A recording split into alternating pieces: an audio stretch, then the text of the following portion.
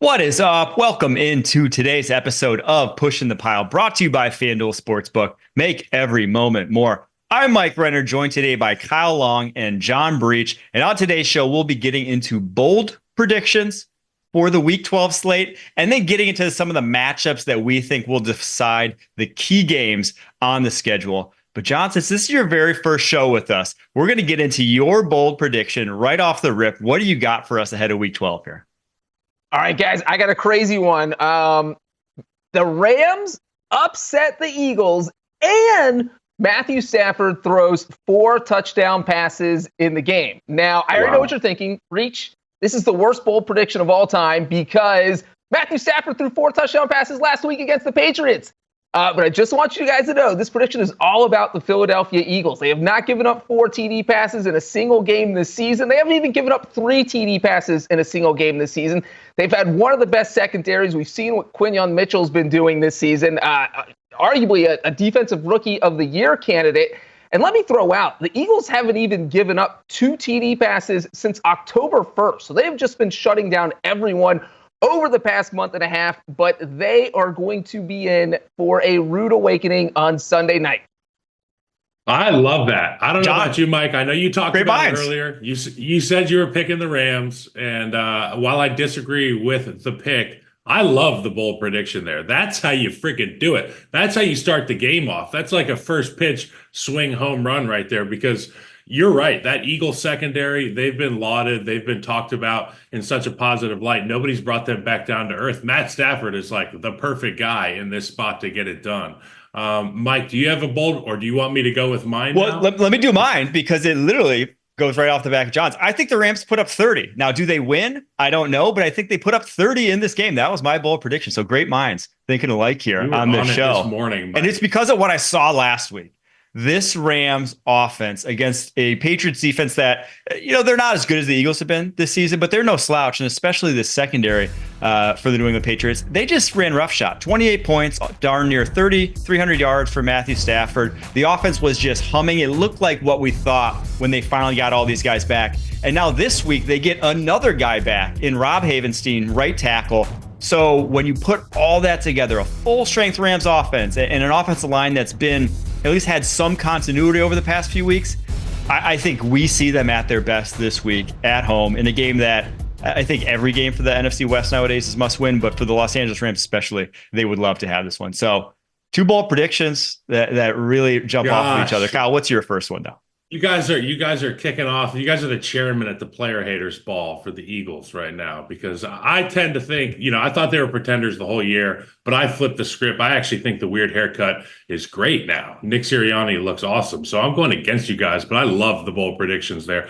Mine is going to be starting with this young lad, McConkey from the Los Angeles Chargers. I got him going for 150 via the text group chat text to get this bold prediction thing kicked off. But I think he could go for 185, 190. I'm not quite going to say 200 like I almost did for Saquon this past week. But Lad McConkey becoming such a big part of this Chargers offense. We've talked about it week in, week out about this Ravens secondary. They struggle, particularly on these explosive plays. I'm going to look for Justin Herbert to try to make a statement early and often. We talked about it on the podcast this morning. How do I think that Justin Herbert, Jim Harbaugh, and this offensive crew gets rolling early? I think they go for explosives early. Lad McConkey is going to be a huge part of that. I know he had a big week last week. He's bigger this week in a bigger spot. I just think it's the writing's on the wall for the Chargers to explode and for Lad McConkey to get even more of a share of this offense.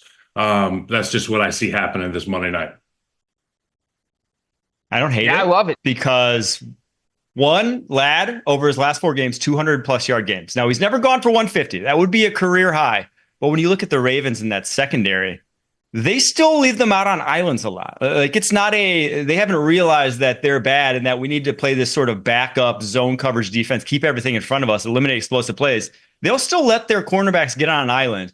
And if you're playing man coverage against this Chargers team, I know Justin Herbert's looking Lad McConkey's way. He is their best separator on this roster. So for that reason, I do think he has a big game. 150, I don't know. I think I'll have like the same take as you did when you said Saquon Barkley 175. It's like, yeah, I think it's going to be good. And then he'll end up sniffing it, and I'll text you at midnight. I'll be like, hey, bro, lad, that young lad. He was good. John, what's your next one here?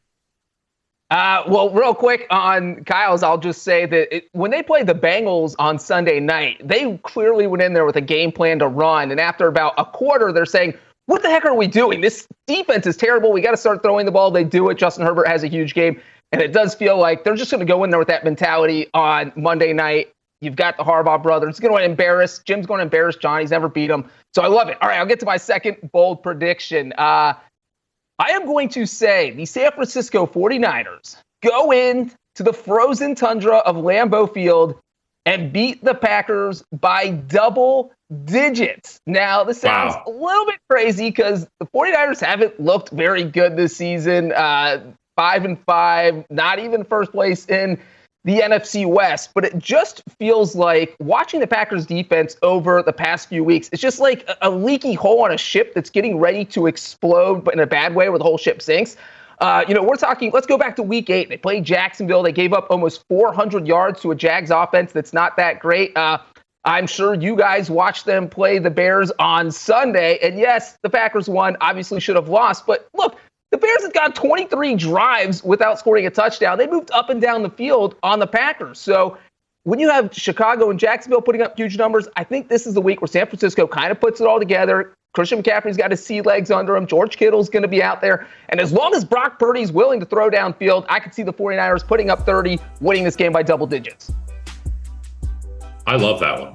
I love that one a lot. We talked about this game earlier, obviously, on our morning edition of Pushing the Pile. But when I got home and I was looking at Twitter and I see George Kittle in the locker room wearing that baseball cap talking about, I can't miss this game against the Pack at Lambeau Field. It just did, it did something to me, Mike. It did something to me. And I was on the Packers this morning. But by God, Johnny Breach has got me on the San Francisco 49ers right now. Double digits, John. That's wild. I'll go Niners. I don't know if I'll go double digits. I think it could come down to a field goal at Lambeau. That's just the way things play out sometimes, Mike. I can't in good conscience get on board with this one, obviously. I know my mic's covering it right now, but we got a G on the chest here because we've been around this team a while. And this defense, I will admit, it's a lot better than Packers teams in years past, but I'm not sold. And especially, oh no, you got the San Francisco 49ers helmet there. That's especially great. When Jair Alexander may not play again. If Jair Alexander doesn't play, I am worried. They don't have the depth at corner to make up for him not being out there. He really cures a lot of ills on that back end. So while I think the Packers can keep up with them, I do worry about the Packers defense. I think offensively they'll put up points, but on the defense side of the ball, they could get ran on in this one. All right, let me get to my next one. I have in the battle of 2 second-year quarterbacks this week, Will Levis, CJ Stroud. I think Will Levis comes out with the better stat line of the two. Wow. Not something I think we were saying a handful of weeks ago, but over the past 5 weeks now, CJ Stroud, 210 passing yards a game, 2 total touchdown passes over that span, 3 interceptions, a 56.8 completion percentage. There's no sugarcoating it. He has been bad. If he didn't have the rookie season that he did, I think a lot more people would be worrying about, is CJ Stroud the guy for the Houston Texans going forward? Now, obviously, I think we all know that he is, but this is a bad stretch, and he's going up against a pretty good pass defense. Now, no L'Jarius Sneed in this one. That's obviously big for the Tennessee Titans defensive secondary, but I still think that Will Levis, what I saw last week against the Minnesota Vikings, as long as he's not under constant pressure, he can still move this passing offense. It's a big if, but that's why it's a bold prediction for me. I love that. I mean, he's a big play waiting to happen. He's must-see TV. There's a handful of guys that when you know they're playing, you got to have them in a 2-box. It's like George Pickens and Will Levis and a few other guys. Saquon Barkley jumping over guys backwards.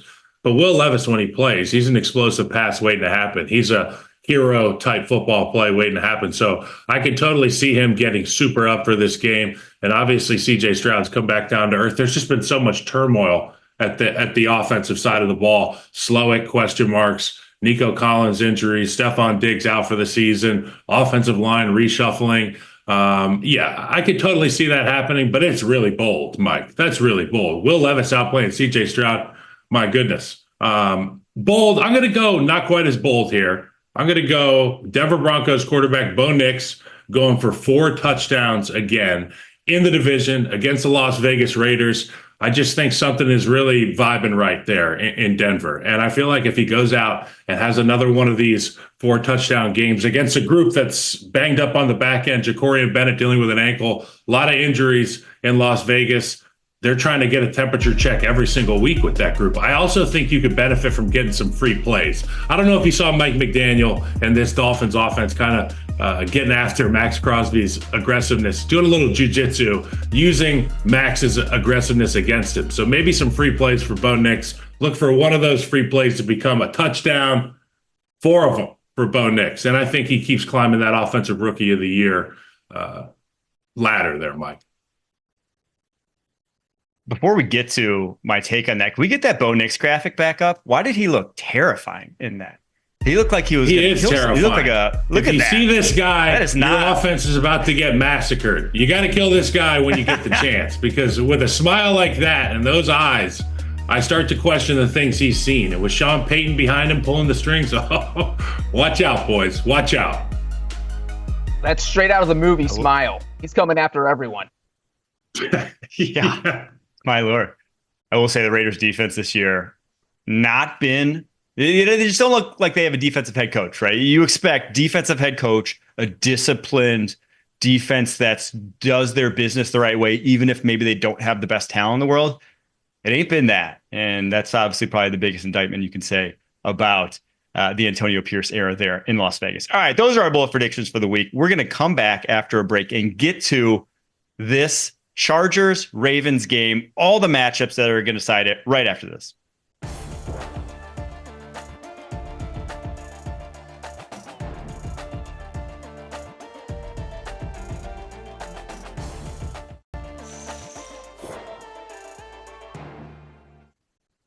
It's the Harbaugh Bowl Monday night. We have to attack Ravens. this. We have to attack this with an enthusiasm unknown to mankind. Okay, it is the Harbaugh Bowl. Oh, and we are. Who's got it better than us? Nobody, Mike. Thank you. Two of the best coaches in the NFL. Bowl. I'm sorry. Truly a treat to watch every single time they go together. I think the last time was it the Super Bowl when it was the Ravens 49ers. Is that the last time they coached against each other? They probably played in a few years since then. But no, there you go. Last time, the Super Bowl when The lights Baltimore won went out. 34-31, 12 years later, week 12. And the Chargers at home, not favored in this one. The 3-point dogs. And the matchup everyone wants to see, though, can Justin Herbert, who is arguably the hottest quarterback in the NFL, over the past 5 games, he has 7 touchdowns, no interceptions, 9.0 yards per attempt. According to PFF, the highest graded passer in the NFL over that span, 17 big-time throws over that span. Just lighting it up with a group of, unheralded wide receivers, shall we say? That unheralded is a great way to put that. That's a great way to put that. Unheralded. Don't be disrespectful, America. These guys are good football players. We just don't know them yet. Justin Herbert's just getting to know him on a national stage, okay? We get the Harbaugh Bowl coming up. This is where guys become stars. They literally separate dudes from the guys in the Harbaugh Bowl. They do it every year in training camp in Owings Mills, Maryland. They did it in Costa Mesa this year leading up to the season. Now we get this Los Angeles Chargers team with an absolute horse at the quarterback position with a coach who knows how to use them. It's going to be a blast because obviously on the other sideline is Lamar Jackson. He's the 2-time MVP, and he's coming off of a rut of a few human games. He's looking to do some wild stuff in prime time, and it doesn't get any better than this. It really doesn't. I mean, for a guy, Justin Herbert, who's been vying for that elite status on a national stage and getting to be a more household name, because Justin Herbert, for guys like you and me, we've always loved Justin Herbert. He's got everything to offer. You know what I'm saying? He's like Mike Trout in terms of tools. He's a 5-tool player. And now we get to see all of them on full display with Jim Harbaugh. It's so much fun, Mike. I'm sorry. This game fires me up.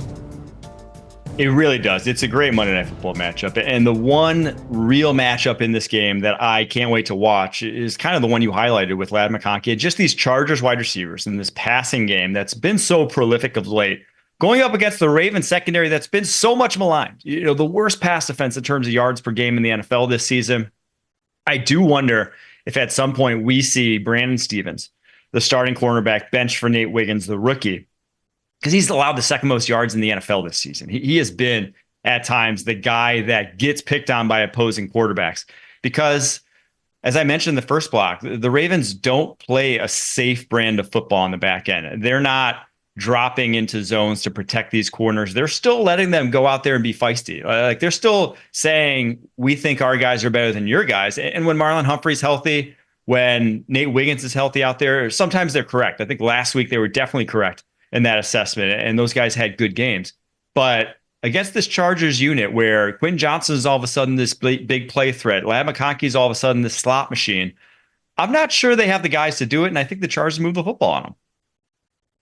Yeah, I definitely do think that they move the football on them. And you harped on it this week about the average depth of target. So, like, how far Justin Herbert is throwing to guys on average. And it's really friggin' high. It's a first down plus every single time. And when I think about what you just said about the Ravens secondary, particularly what you said about they're not just dropping these guys back and playing conservative. They're letting them get feisty. They're letting them take chances at the point of attack. You can't do it against this group. Against a guy like Ladd McConkey, you could be looking at a catch and run for 70 yards. You want to have that last line of defense, which is why I think Justin Herbert has a big day rushing the football. They've been utilizing and running it a little bit more. And I know that the Ravens do a great job against the run, but I'm not talking about just dialed up quarterback runs like we see with Lamar Jackson sometimes. I'm talking about moving pockets. I'm talking about running off that secondary and then Justin getting some advantageous looks to be able to move the chains. But obviously, I got Ladd McConkey going 150. I think he's going to be slinging it around every once in a while. Instead of the check down, he'll go for the first down with his legs.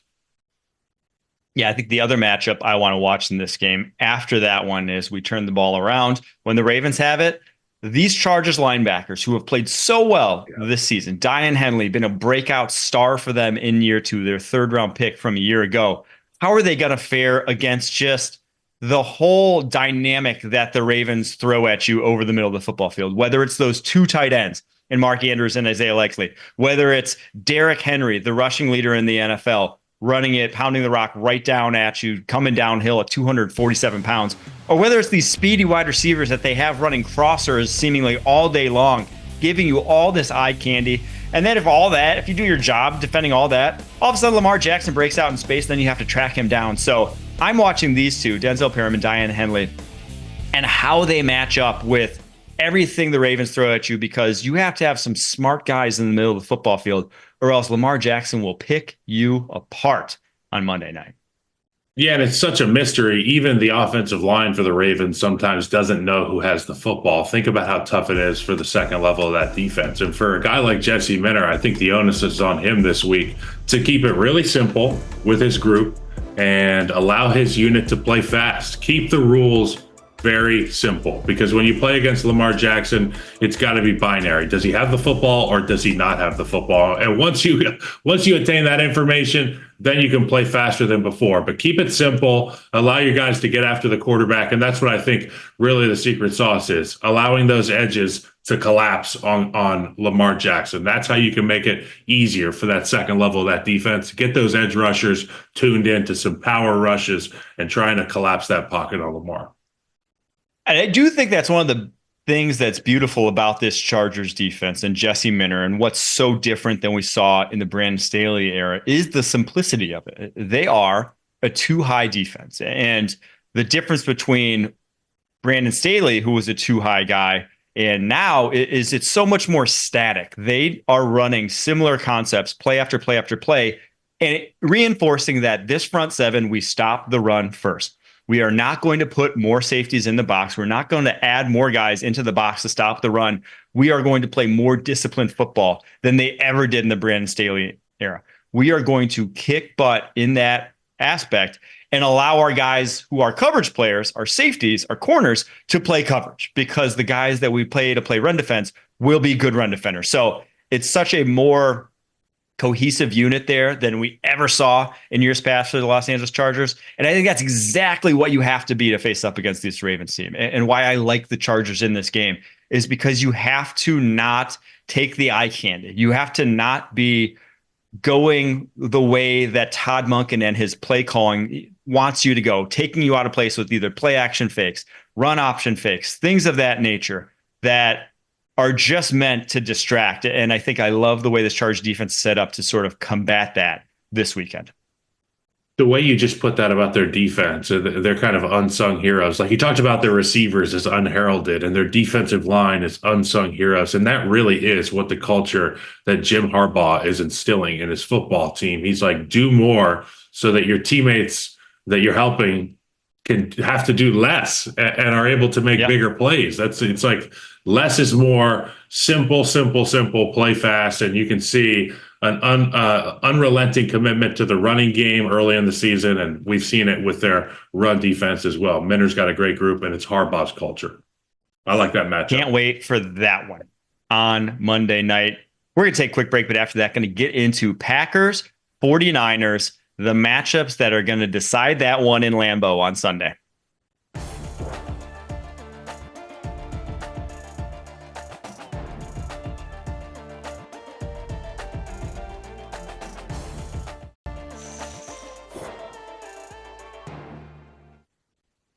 The 49ers travel to Green Bay, where their streak of 37 straight games in the regular season as favorites comes to an end, or should, barring some unforeseen thing happening before the game, as they're 2.5-point dogs against the Green Bay Packers. And the matchup I'm watching in this one, the first one right off the rip, is just these two quarterbacks, man. I think there were such high hopes for Brock Purdy and Jordan Love in their respective offenses this season, and how high could their ceilings push. And now Purdy has been subjected to injuries at his skill positions, whereas Jordan Love has been subjected to injuries at his own body. And both of those things have really factored into the disappointing numbers we've seen from both. But I think both you see flashes of and think that down the stretch here, their best football could very well be ahead of them, especially with the 49ers finally kind of being close to full strength here this upcoming weekend with George Kittle coming back and obviously Christian McCaffrey in his third game back. So what do you think? Who comes out on top in that matchup between the two quarterbacks this weekend? Well, first and foremost, it is interesting to see the two paths that these guys have taken to get to this spot in time, right? Like both of these groups have kind of underperformed for different reasons. Jordan Love has been unhealthy. Brock Purdy has dealt with a plethora of injury around him. But in this one, you get a little bit of your star power back for Brock Purdy. Christian McCaffrey, George Kittle. I think it could spell disaster for those guys up at Lambeau. No, seriously, the matchup's going to be great because Jordan Love is healthy, and we saw him make those type of explosive plays last week. Guy like Christian Watson comes on and gets himself a big day against the rival Bears. But that's what you want to see more of. You're going to want to see more of these risk-taker type quarterbacks like Jordan Love, who can make these big type of plays for you, extend plays with his legs if he needs to, but isn't afraid of throwing interceptions, isn't afraid of failure, whether it's in the red zone against the Bears or whether it's in the middle of the field. I truly do respect and appreciate that brand of football, like an undying confidence in myself. That's what Jordan Love has.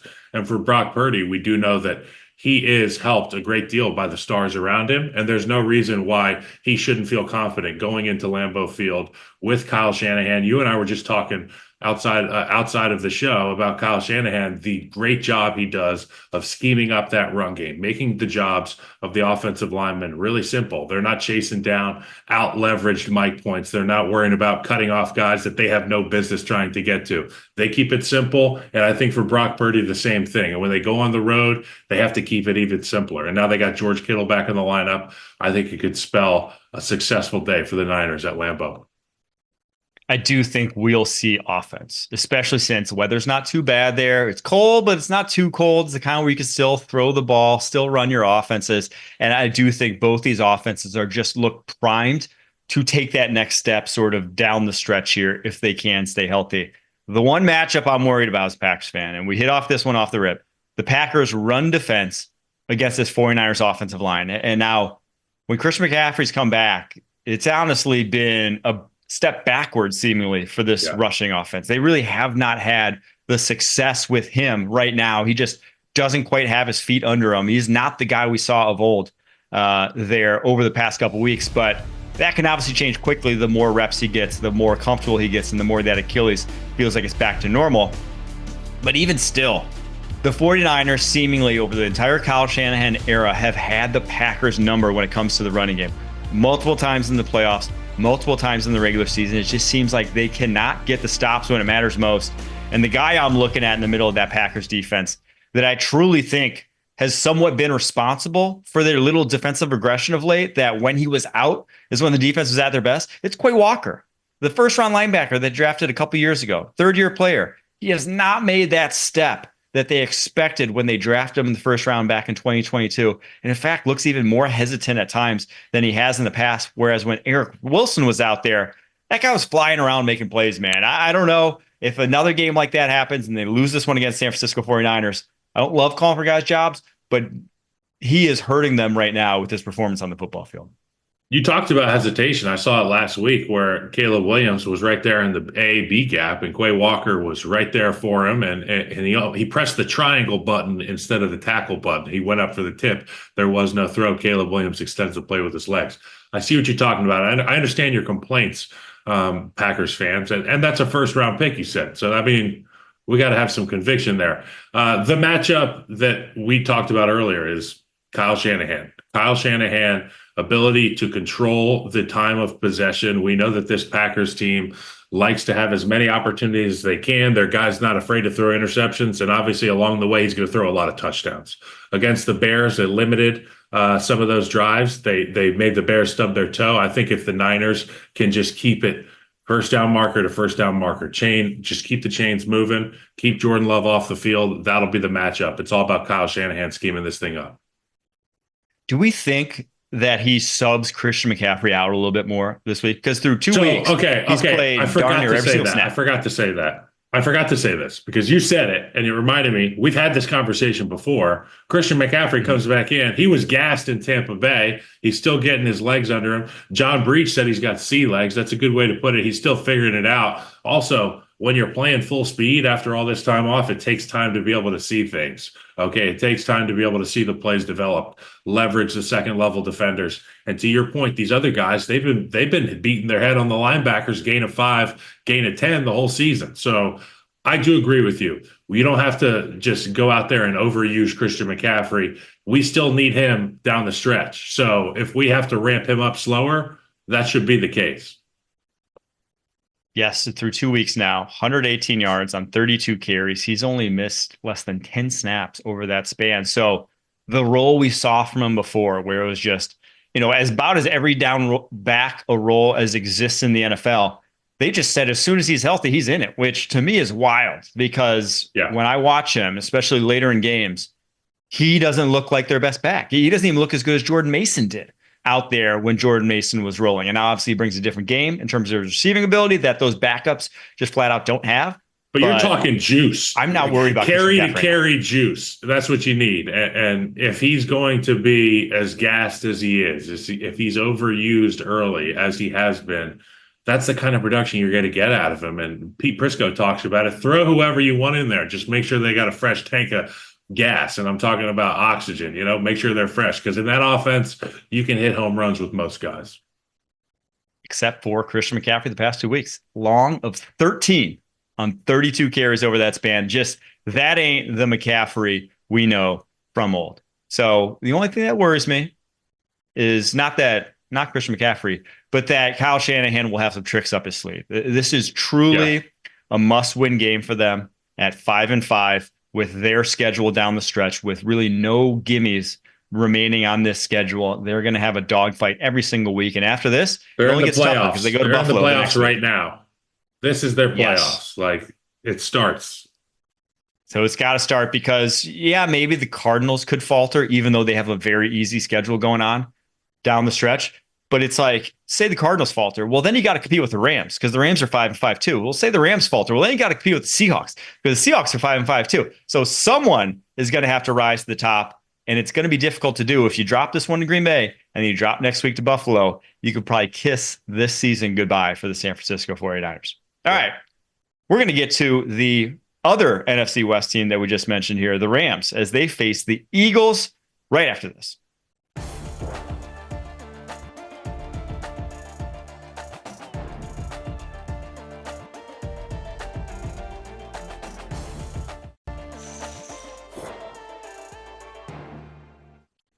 The Eagles, one of the hottest teams in the NFL, winners of 6 straight, travel to Los Angeles to face the Rams on Sunday Night Football as LA takes over as the epicenter of the NFL world this weekend. I know what matchups I'm looking for in this one. Mikal, I want to get it to you first. What matchups do you want to see in this game as we face off two teams with big time playoff aspirations here?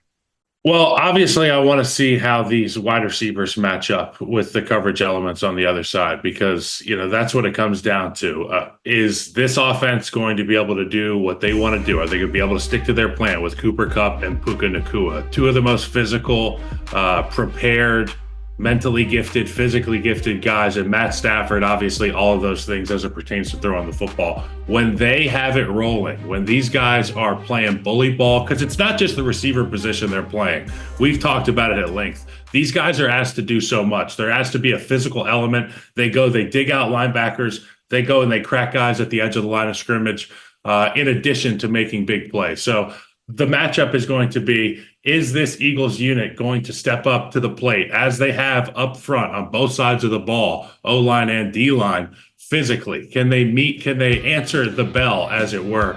I'm going to use some boxing terms there. Can they answer the bell? I think that's a boxing term.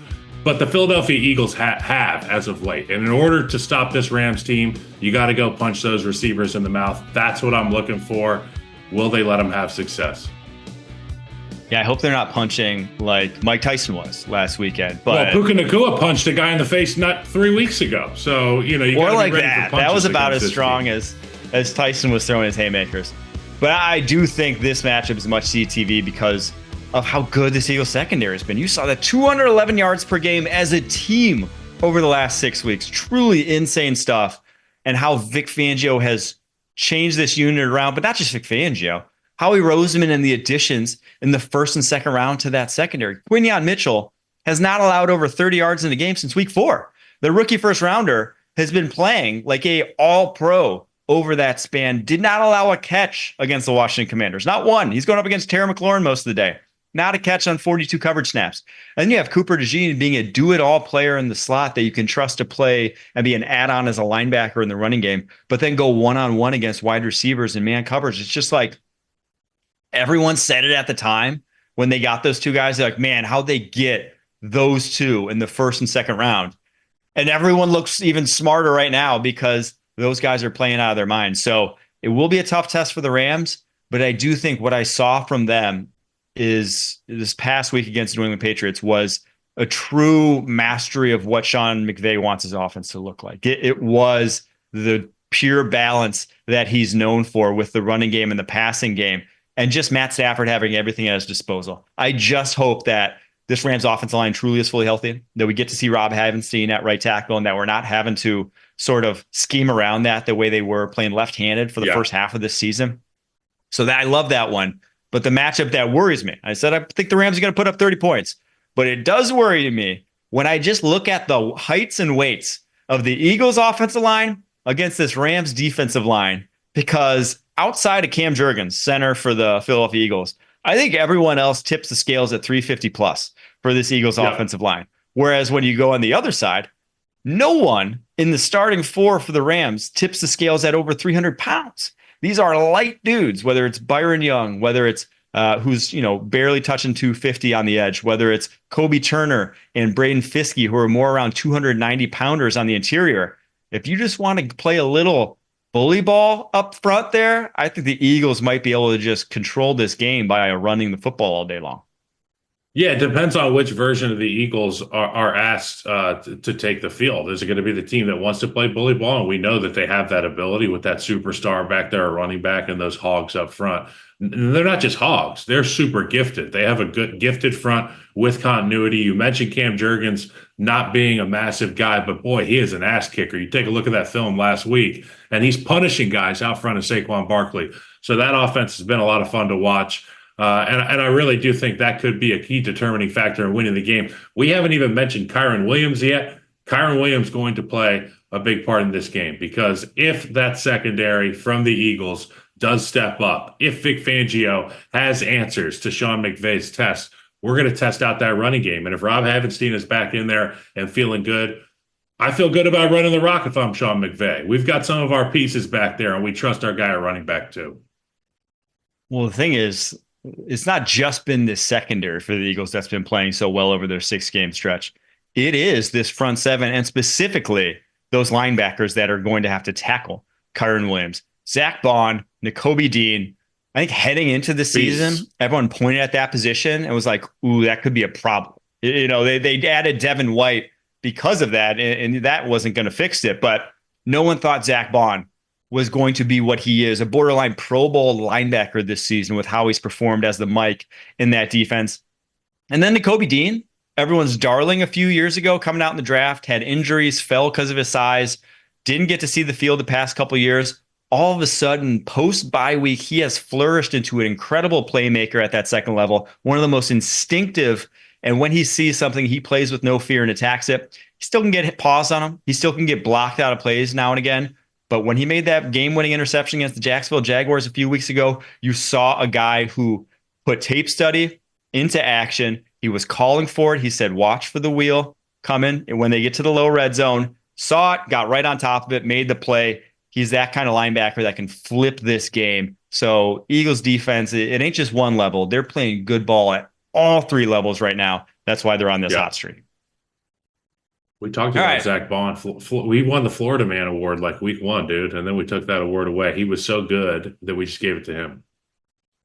It was. And he's gotten even better over the course of the season, surprisingly. So the Saints, they let a good one get out the door there. All right, we're going to take a quick break. After this, we're going to get to the Thursday night football matchup. Steelers at Browns. Going to give some picks, predictions, and the matchups to watch in that one.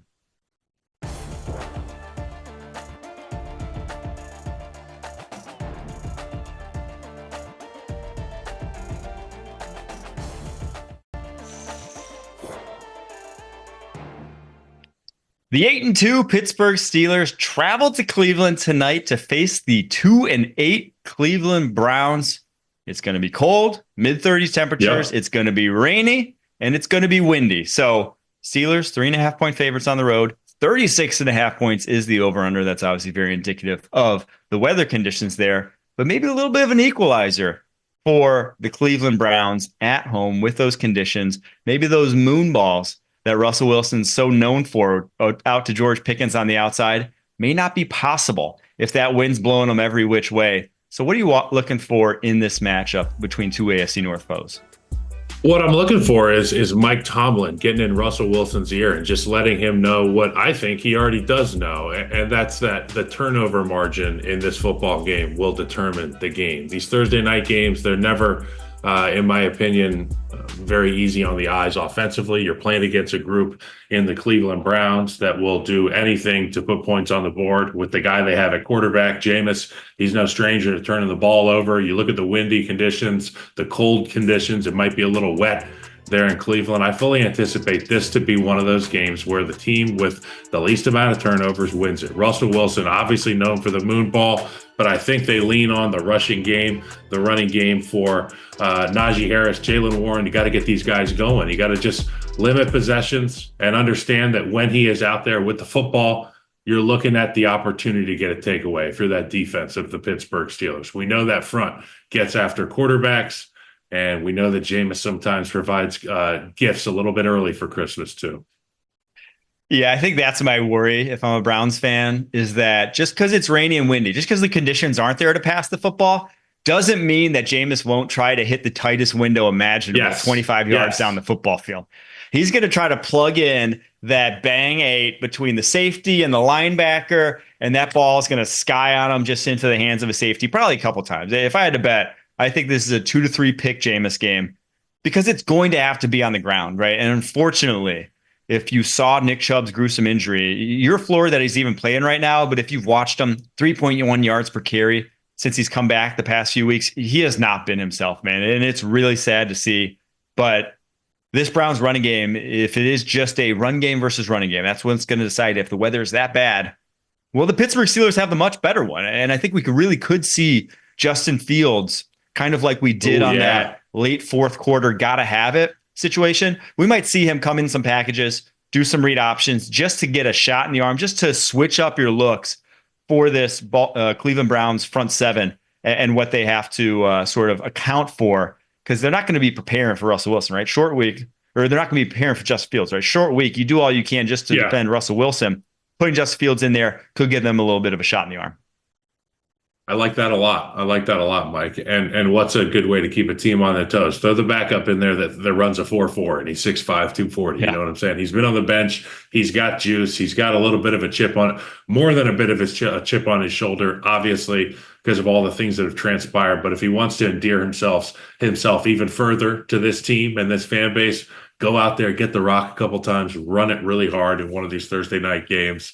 That's all we'll be talking about, the Justin Fields package, man. Yeah, I think the Steelers win this one and win pretty handily. But what do the Steelers now at 8-2, winners of 5 straight, truly still in the mix for the 1 seed in the AFC? But no one talks about them like that, right? Like at this point in time, I think everyone kind of talks about them as this nice story. Mike Tomlin, what a coach, going to go for his, 17th straight non-losing season to start his career. Everyone talks about it as like a feel-good story and not a team that could actually compete for a Lombardi once it comes crunch time. But I disagree with that framing. And I think this is a team that has the formula to win come postseason because of how good this front seven is. What do they have to do down the stretch here, Kyle, to get respect from the general public and have people thinking about them as actually a Super Bowl contender this fall? You know what? It's crazy because, I mean, they're all those things. They've got all the things you want. They've got an experienced, salty quarterback. They've got a real winner at the wide receiver position. They've got a legit number 2 now in Mike. They've got 2 running backs. They've got a group of absolute savage dogs on the front 7 of that defense. And guys who have been there for a long time, guys that pride themselves on not only destroying offensive game plans, but getting after that football, taking the football out. And they've got depth now at the edge rusher position. They brought a guy like Preston Smith into the building in a deep room already. They're primed for it. I think the only thing that they have to do is just continue to win, okay? Because the more that you win, the more that people get comfortable talking about the Steelers as if they're the cream of the crop in the AFC. So just go out there, win these games, and that'll answer the bell and shut all those haters up. And I am one of them. I didn't agree with the Justin Fields move at first, but my God, this team has just taken off. It's like the code has been cracked in Pittsburgh. So good on them. Keep winning, Steelers. That's how you convince the public. Yeah, it really has been a shot in the arm. And I think Mike Tomlin deserves Coach of the Year at this point in time. Now, obviously, with a lot of games to be played, but at this point in time for that decision and how it's propelled them going forward. Obviously, haven't lost a game since that move was made. But the good news is they'll have the ability to prove that they're among the elite. They have the Eagles on their schedule coming up in a few weeks at Philadelphia. They have the Ravens at Baltimore right after that to get to kind of prove that they can do it on the road. And then they got the Chiefs on Christmas Day. You tell me if they win those 3, they will be respected around the NFL and they will be feared come playoff time. That's it. You don't want to play this group right now. You don't. I mean, momentum's real in football, and we talk about it a lot. They've got momentum. They're hot. It almost feels like every year there's a team of destiny. And with Russell Wilson making a new home in Pittsburgh, finding his way to come out of the room under the staircase like Harry Potter and wave that little wand around at George Pickens, and my God, things have just happened offensively for this Steelers team. And obviously the defense is going to continue to be who they are. Tomlin's great. I like all that, Mike. I like all that. All right. There you have it. That's our show for today. Appreciate you guys tuning in. We will be back every Monday through Thursday, 9:30 a.m. Eastern on YouTube. We show 1 p.m. on next Monday on CBS Sports Network and 1 p.m. next Thursday as well. If you enjoyed it, come check us out. Until next time, keep pushing.